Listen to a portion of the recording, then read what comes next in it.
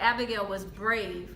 If you think about the scene, I'm trying to picture this, and I think about all these shows. I don't watch Game of Thrones, but you think about other Gladiator and movies like that, and you think about the armies back then and the armor that they would have on. So if you picture that, you think about David. David is frustrated, he's upset, and he's out ready to come out and take vengeance. And he's probably got all 400, all 400 of those men are like, yeah, David, let's go take these people out. Let's go do this. So they're riding down. I'm imagining them riding on horses. So you hear the sound of the horses, the hooves beating on the ground. You hear their armor clamoring. You hear all this stuff coming down at them. But then you see in verse 20, it says, she met David. She said, it came about as she was riding her donkey. So it just says her. It doesn't even say that she had anybody else with her. It says she came about right as she was riding on her donkey and coming down the hidden part of the mountain. That behold, so to me it's like behold, all of a sudden now she sees all of this in front of her, and that David and his men were coming down towards her, but she met him.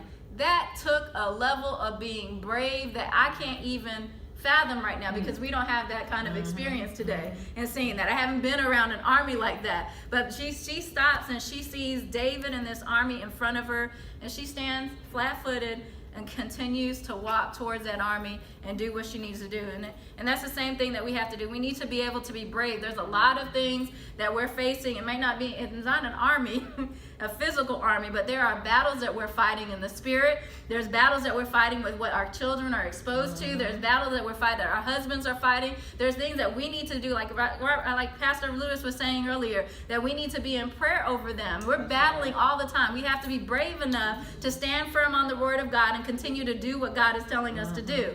In 1 Corinthians 15 and 58, it says, therefore, my dear brothers and sisters, stand firm. Let nothing move you. Always give yourselves fully to the work of the Lord, because you know that your labor in the Lord is not in vain. And I didn't even read that second part, because that's always been the focus of, know that your work in the Lord and your labor is not in vain. Yes, that's the truth. But we need to focus on the first part. It says, stand firm. Let nothing move you. Give yourselves fully to the work of the Lord. And the work of the Lord includes what God has given to you in your family, and raising your children and teaching them the word and helping them to become the young men and women that they're supposed to be. It's the same. The work in the Lord is what God has given you as you minister to your husband, as you work in partnership with him.